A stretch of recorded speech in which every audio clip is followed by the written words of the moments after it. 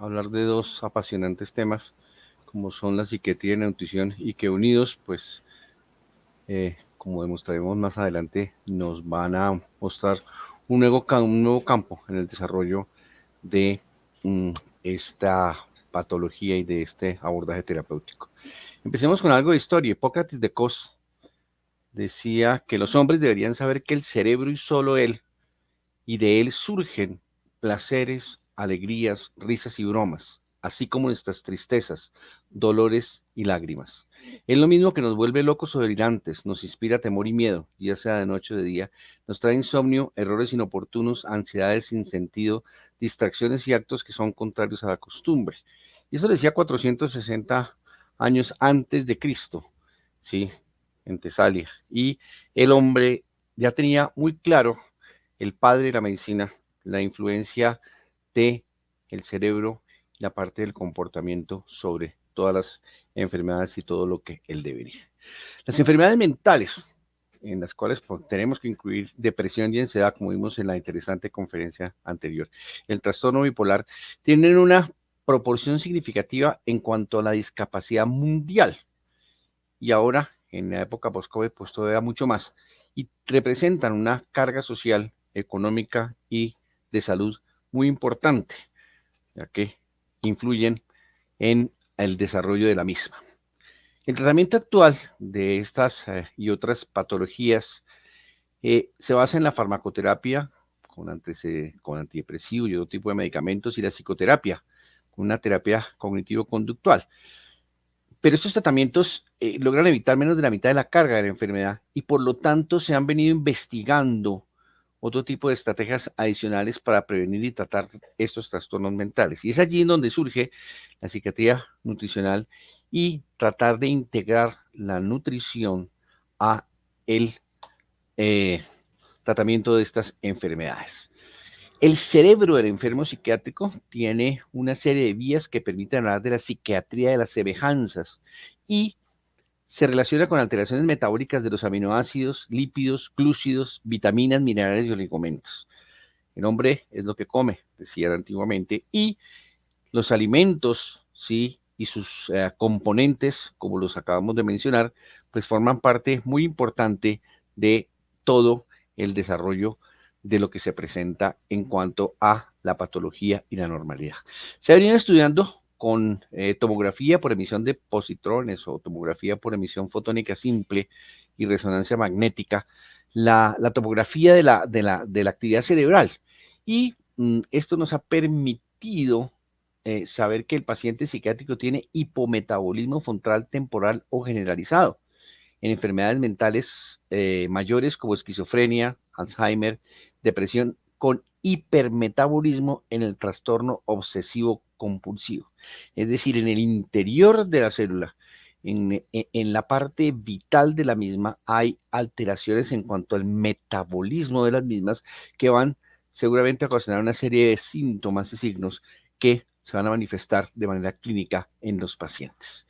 Hay datos mecanicistas con observaciones intervencionistas muy consistentes, muy contundentes, quienes que sugieren que la calidad de la dieta es y puede ser un factor de riesgo modificable para la enfermedad mental. Ustedes saben que en las enfermedades hay riesgos que se pueden modificar y otros que no. La edad es un riesgo no modificable, pero la dieta, sí, y la calidad de la misma es un factor modificable y la manipulación de la misma puede hacer que logremos mejorar la enfermedad mental.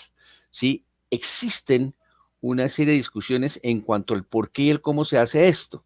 Y se eh, piensa actualmente que en mecanismos neurobiológicos modulados por la dieta, ¿sí?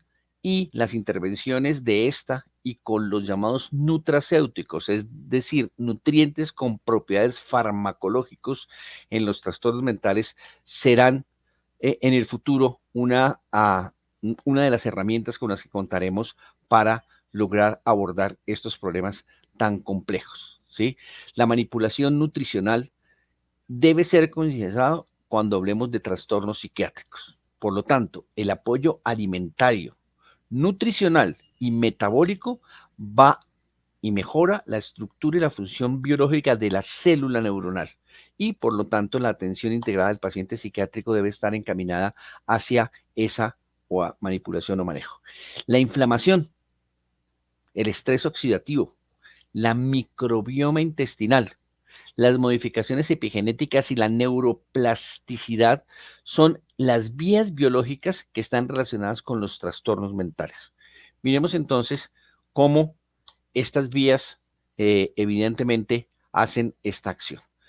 Ya sabemos que para depresión existe evidencia epidemiológica consistente que sugiere que hay una asociación entre calidad de dieta y salud mental.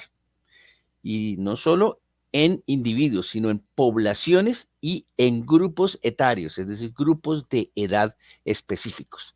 No se explican estas asociaciones por factores demográficos, estilos de vida o causalidad inversa. Y por lo tanto se han hecho múltiples ensayos de intervención en los cuales la intervención dietética de estas poblaciones sí pueden y han mostrado un beneficio clínico significativo que nos puede hacer que tengamos nosotros una herramienta muy poderosa en la mano.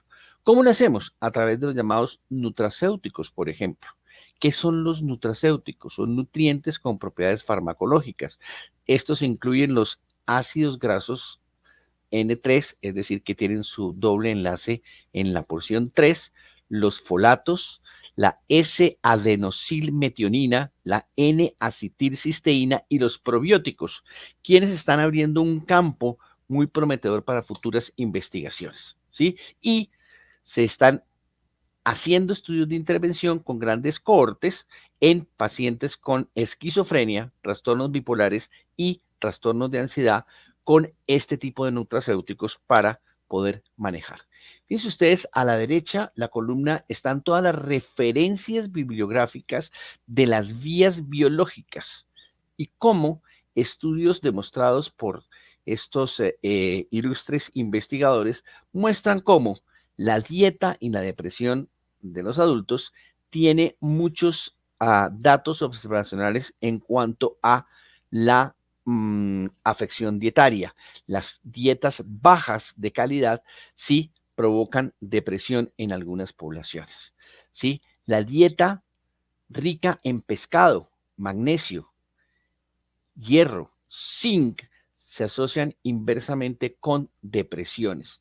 Y está también probado que muchos de estos desórdenes están relacionados con la calidad y la cantidad de la ingesta de estos micronutrientes. Y otro campo muy importante es la microbioma, en la cual se sabe que la microbioma del intestino es uno de los avances más importantes en cuanto a la psiquiatría y se ha relacionado la disbiosis de la microbiota, es decir, la alteración de la misma, con psicosis y neurodegeneración.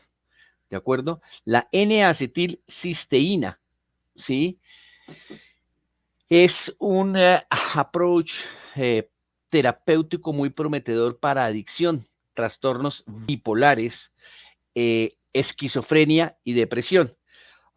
Y ya se están haciendo estudios que nos van a mostrar que efectivamente este tipo de elementos van a contribuir para la mejoría de estas enfermedades. ¿Qué vías están implicadas en la dieta y en la enfermedad mental? Sabemos que la inflamación crónica de bajo grado provoca elevación de citoquinas proinflamatorias y las proteínas de fase aguda. Creo que estos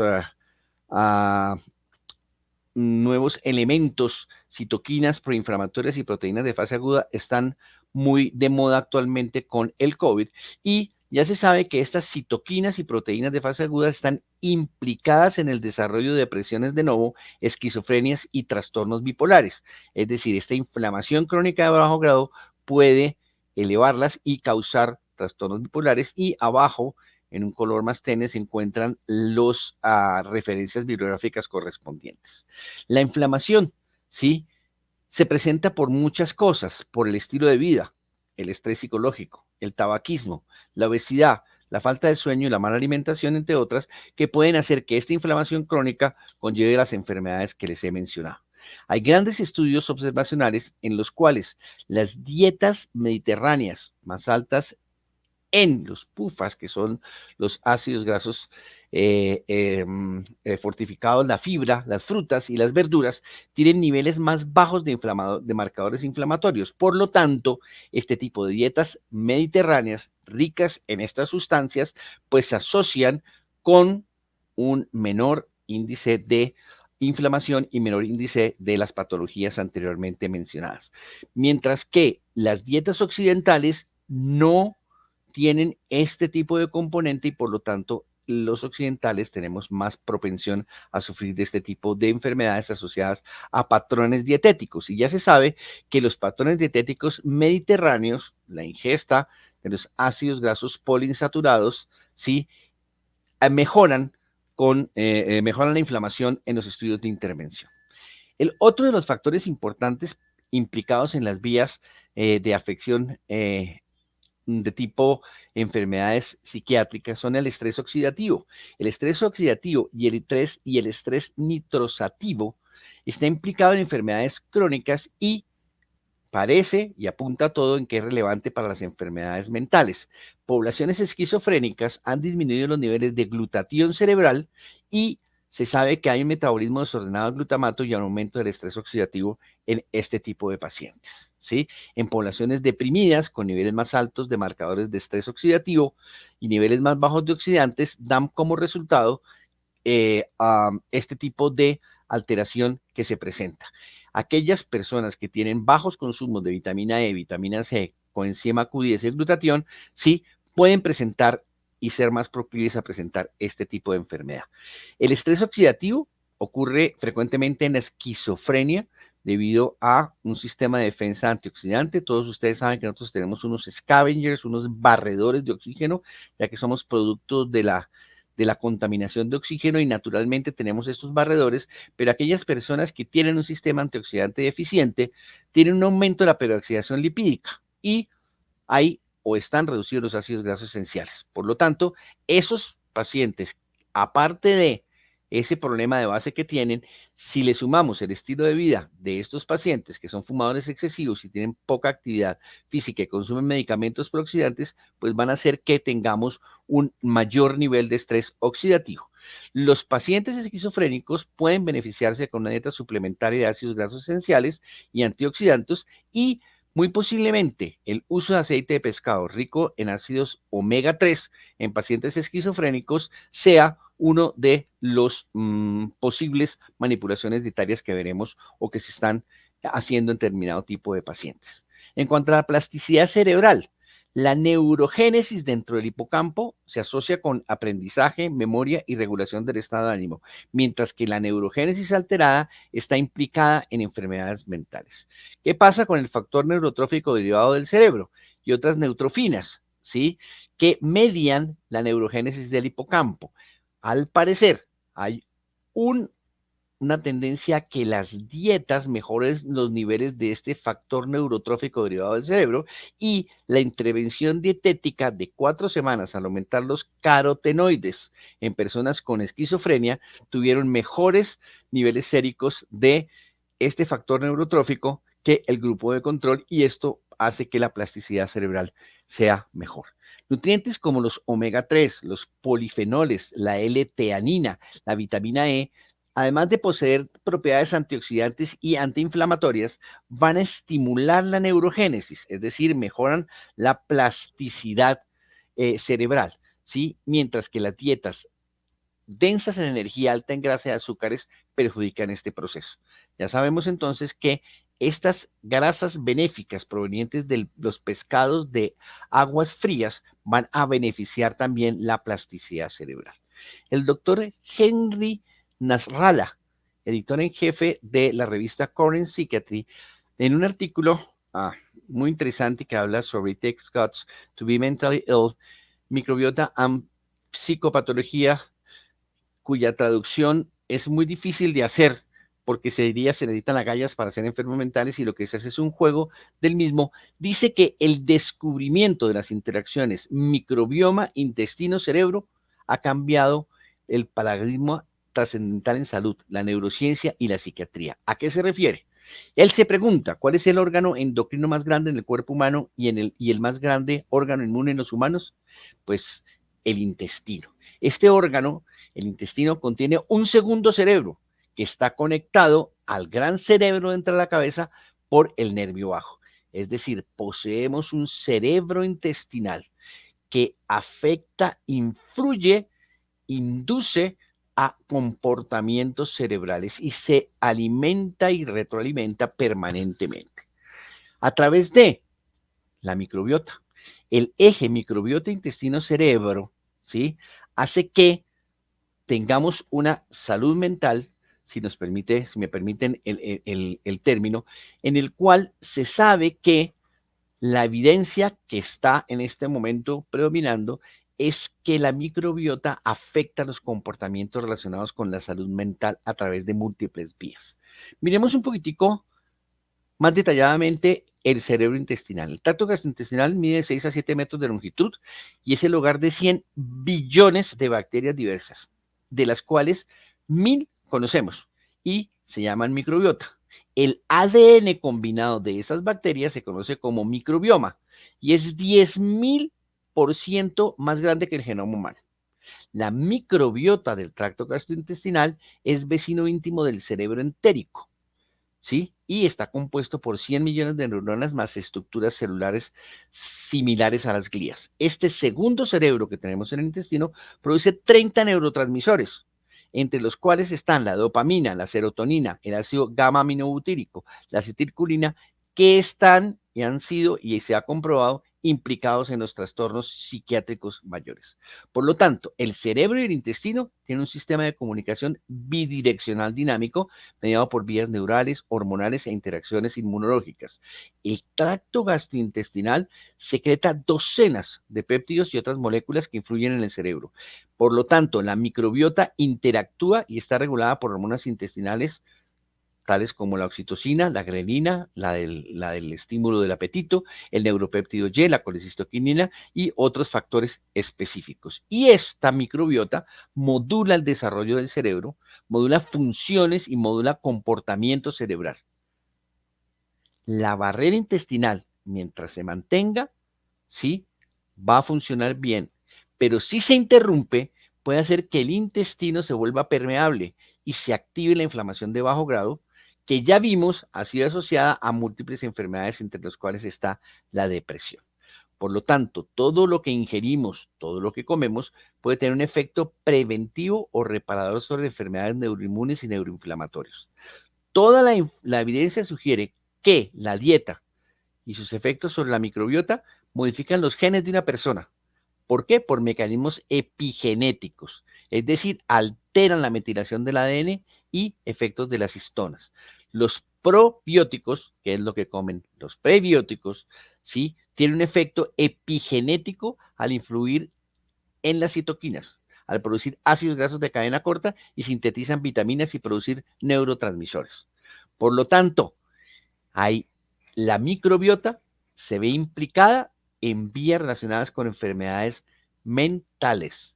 La modulación del BDNF, ya lo vimos, la neurotransmisión de serotonina, la función inmune y la respuesta al estrés, mediada por el eje hipotálamo-hipófisis, que es tan importante. Clínicamente, ¿sí?, sabemos que hay diferencias en la microbiota fecal por regiones, por grupos poblacionales, y que algunas disminuciones en la riqueza y diversidad de esta microbiota hace que pacientes se depriman o estén deprimidos al ser comparados con controles sanos. El trasplante de microbios, ¿sí?, el trasplante fecal, el trasplante de microbios de pacientes deprimidos en roedores, hace que se comporten con depresión estos animales, ese trasplante de esa microbiota. Por lo tanto, podemos inferir que la alteración de la microbiota a través de suplementos probióticos o productos alimenticios puede influir en el comportamiento depresivo de los animales o de los seres humanos. La alteración inducida por la permeabilidad intestinal afecta la salud mental. La integridad del epitelio intestinal regula el movimiento de sustratos hacia el torrente sanguíneo y cuando se ve comprometida se afecta a la persona con depresión. Esta permeabilidad afecta a los liposacáridos y hacen que se activen células inmunes dentro de la pared intestinal, se producen citoquinas, activación de las vías de estrés oxidativo y nos genera una inflamación crónica severa. Pero miremos un poco práctico. La esquizofrenia de primer episodio. Se ha comprobado anomalías intestinales en la microbiota en pacientes con psicosis de primer episodio. ¿Cuáles? Se mostró un menor número de bacterias fecales, Bifidum, coli, lactobacillus y altos niveles de Clostridium cocoide. Después de 6 meses de tratamiento con risperidona, los cambios anteriores se revirtieron. Y en otro estudio encontramos diferencias significativas en varias cepas bacterianas en controles sanos. Y esa diferencia fue muy fuerte para aquellos que tuvieron síntomas psicóticos y una peor respuesta después de 12 meses de tratamiento antipsicótico. El pródromo de esquizofrenia. Las bacterias fecales muestran un aumento de los ácidos grasos de cadena corta, short cord fatty, que pueden activar la microglía, ¿sí? Y desencadenamiento, que es el paso inicial en el desencadenamiento de la psicosis. Estas bacterias hacen que haya mayores niveles de colina, ¿sí? En el símbolo, que es un biomarcador para la disfunción de membrana, que es uno de los modelos biológicos de la esquizofrenia. Por lo tanto, esas disbiosis y alteraciones pueden causar este tipo de episodios. El autismo. Hay un aumento de diversidad microbiota, exceso de bacteroides, sí, que se ve en los autistas, y en las muestras fecales de niños autistas se informó que hay aumento de los ácidos grasos de cadena corta, porque son los que van a afectar esto. Y cierta cepa de lactobacillus puede modular la oxitocina o revertir algunos de los síntomas autistas. En depresión, asociado con aumento de la microbiota alfa, ¿sí? En los pacientes deprimidos hay reportes de aumento de bifidobacterium y lactobacillus y sabemos que ciertas cepas han reducido la depresión y el comportamiento de ansiedad en estudios de animales. La microbiota de la dieta mediterránea, como se los expresé anteriormente, pero no la occidental, parece mitigar el riesgo de depresión y sabemos que ciertos probióticos aumentan la resiliencia. Podemos entonces decir que enfermedades específicas sí se ven afectadas y se ven relacionadas con las alteraciones y las interacciones de la microbiota. El descubrimiento de estas interacciones, microbioma, cerebro, intestino, y los efectos bidireccionales, tanto inmunes como endocrinos y neurotransmisores, son trascendentales, son paradigmáticos en el enfoque de la salud, neurociencia y psiquiatría. Por lo tanto, se ha abierto una puerta de par en par para perspectivas nuevas en investigación y prevención de los trastornos psiquiátricos y podemos decir que se ha destacado la anterior e infravalorada importancia de la nutrición en salud y enfermedad. ¿Qué pasa con la difusión mitocondrial? La producción, si tamaño y distribución de la energía del mitocondrio están deteriorados, se asocian con depresión, esquizofrenia y son particularmente relevantes en trastorno bipolar. Estos cambios pueden ser resultado de una disminución, una alteración de la capacidad antioxidante y un aumento proinflamatorio de las citoquinas de oxígeno derivado de las mitocondrias y del nitrógeno. La inflamación impulsan esta difusión mitocondrial.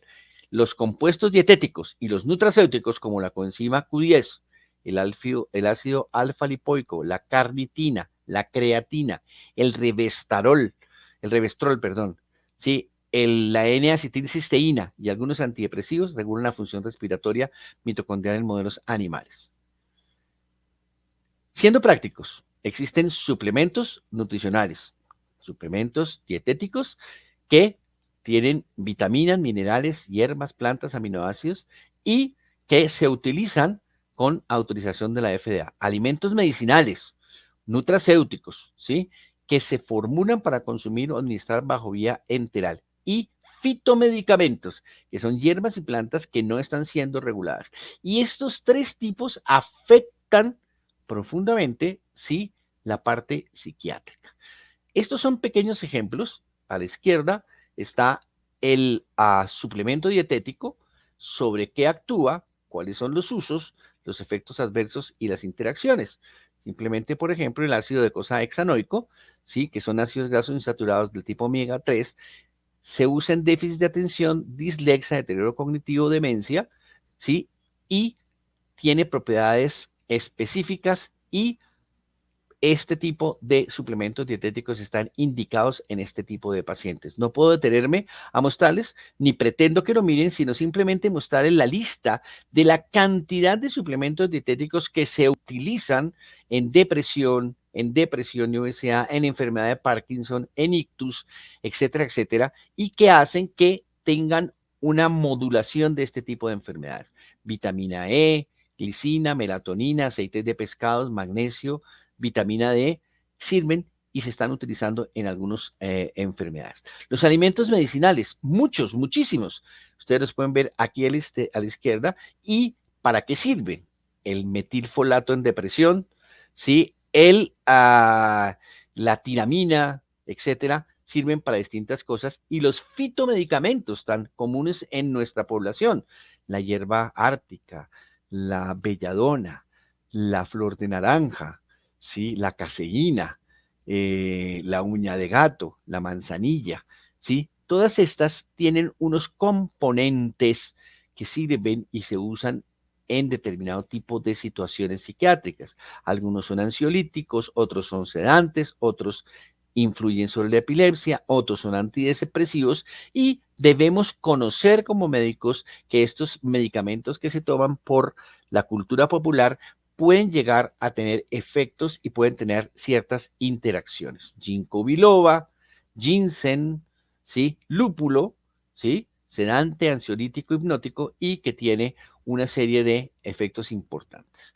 Los nutracéuticos dirigen las vías implicadas en enfermedad mental, es decir, inflamación, estrés oxidativo, modulan el ciclo de la metilación y previenen deterioro cognitivo asociado a mitocama.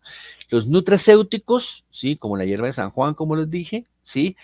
Logra en metaanálisis recientes publicados por estos autores mejoras en la depresión similares a controles selectivos de medicamentos. Por lo tanto, estas vías y estas se están estudiando con seriedad, ¿sí? Para poder ser tratados o formar parte del armamentario que tenemos para las partes psiquiátricas. Los ácidos grasos poliinsaturados N3, relacionados con la eicosa pentanoica, el ácido eicosa pentanoico y eicosa hexanoico, son antidepresivos. La S-etil metionina, el metilfolato, tiene un efecto positivo sobre la depresión. Es decir, los nutracéuticos, sí, tienen cada vez un papel más importante como coadyuvantes en el manejo de las enfermedades psiquiátricas. La N-acetilcisteína, sí, modula la transmisión glutaminérgica y neurotrófica, tiene capacidad antioxidante y terapéuticamente sirve o tiene un papel muy prometedor en adicciones, dependencia de sustancias, juegos de azar, poblaciones bipolares, esquizofrénicas y deprimidas, y hay estudios serios sobre los mismos. ¿Qué decir en psiquiatría nutricional de los trastornos de la conducta alimentaria? No los puedo mirar en estos minutos, pero sí quería mostrarles, sí, algunos de los trastornos de la conducta alimentaria que son manejados mediante manipulación nutricional y dietética, trastornos de rumación, anorexia nerviosa en sus dos tipos, la bulimia nerviosa en sus dos tipos, los trastornos por atracón y algo interesante es la cantidad de trastornos de ingestión de alimentos no especificados como vigorexia, ortorexia, permarexia, pseudorexia, bulimarexia, potomanía, druncodexia, diabulimia, sadorexia, síndrome del comedor nocturno y el síndrome de descontrol alimentario, quienes deben ser manejados mediante enfoques de tipo nutricional. Esto está en el DSM-5 y lo podemos encontrar como parte de a lo que tenemos. Y cerrando el ciclo, Hipócrates de Kos nuevamente nos decía sobre los alimentos. Toda enfermedad comienza en el intestino. No tenía los recursos que tenemos para saberlo, pero lo sabía. Sí, decía que la mejor medicina es tu alimento. Y decía, deja que los alimentos sean tu medicina y que la medicina sea tu alimento. Cada una de las sustancias de la dieta de un hombre actúa sobre su cuerpo y lo cambia de alguna manera y estos cambios dependen de toda su vida. Así como la comida causa enfermedades crónicas, puede ser la cura más poderosa. Y esto lo decía, sí, 460 años de Cristo cerrando el ciclo. Podemos concluir que la psiquiatría nutricional es un campo de investigación con un muy rápido crecimiento y tiene un enorme potencial para proporcionar intervenciones clínicamente significativas que prevengan y controlen las enfermedades mentales.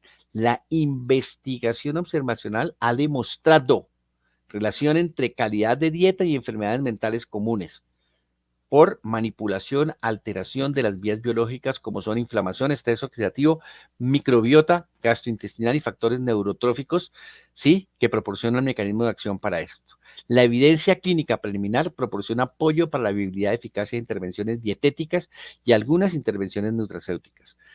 Requerimos más investigación y se está haciendo para mirar la eficacia de estudios de intervención en poblaciones clínicamente relevantes, pero se nos abre una nueva puerta como para el manejo de estos pacientes particularmente complejos. ¿Cuáles? Esquizofrenia, trastornos bipolares, ansiedad y poder aprovechar la base de la evidencia existente e informar la práctica clínica. Por lo tanto, la psicología nutricional es algo con lo que contamos y con lo que cada vez tenemos y gozamos de mayores avances.